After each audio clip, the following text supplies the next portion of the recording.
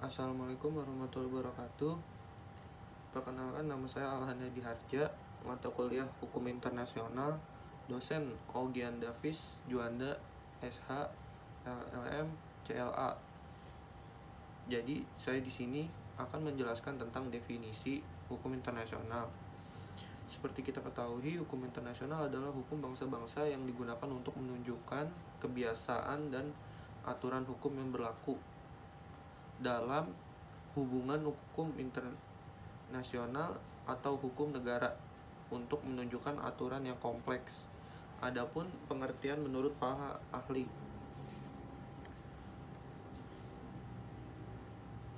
Definisi hukum internasional menurut para ahli: 1. Mokhtar Kusumadja dan Eti R. Agus. Hukum internasional merupakan seperangkat prinsip dan norma hukum yang melandasi hubungan antara subjek-subjek hukum internasional dan mengatur persoalan-persoalan hukum publik yang bersifat lintas batas negara. 2. Menurut J. Gestalt, hukum internasional adalah sekumpulan hukum atau body of law yang sebagian besar terdiri dari asas-asas dan karena itu biasanya ditaati dalam hubungan antar negara. Selanjutnya, aturan-aturan perilaku yang mengikat negara-negara mengatur berfungsinya organisasi internasional, mengatur hubungan organisasi internasional yang satu dengan lainnya, mengatur hubungan organisasi internasional dengan negara-negara dan individu. 2. Aturan-aturan hukum tertentu yang bertalian dengan individu dan satuan-satuan bukan negara sejauh hak dan kewajiban mereka merupakan kepentingan masyarakat internasional. Definisi START bisa diterima karena perumusan ini telah meninggalkan perumusan yang tradisional, di mana dalam perkembangan hukum internasional tidak hanya mengatur hubungan antar negara tetapi lebih luas. Dalam perkembangannya munculnya organisasi internasional yang permanen seperti Perserikatan Bangsa-Bangsa atau PBB, WHO, World Health Organization, dan ICAO, itu International Civil Aviation Organization, dan sebagainya. 2. Keputusan pengadilan Nuremberg tahun 1946 yang menghukum individu yang melakukan tindakan kejahatan yang melawan perdamaian. Crime against peace, kejahatan yang melawan kemanusiaan, atau crime against humanity, penjahat perang, atau war crime. Pembentukan pengadilan Tokyo tahun 1947 yang mengadili penjahat perang atau Perang Dunia II di Jepang. Pembentukan International Criminal Tribunal for the Former Yugoslavia atau ICTY, dan pembentukan International Tribunal for Rwanda atau ICTR.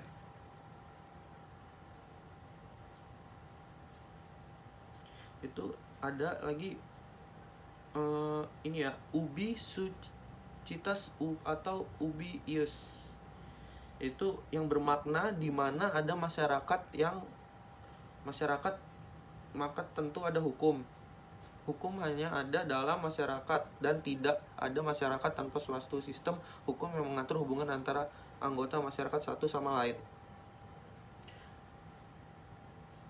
Yang dalam hukum internasional itu ya atau tidak? Ya, menurut Mokhtar Kusumadja bahwa untuk meyakini adanya hukum internasional maka harus ada pula masyarakat internasional sebagai landasan sosiologis. Hukum internasional kemudian mendapatkan tempatnya karena untuk menertibkan, mengatur, dan memelihara hubungan internasional dibutuhkan hukum guna menjamin unsur kepastian yang diperlukan dalam setiap hubungan masyarakat internasional. Jadi, hukum internasional diperlukan oleh masyarakat internasional karena masyarakat internasional itu tidak statis. Maka hukum internasional pun berkembang sesuai dengan perkembangan masyarakat.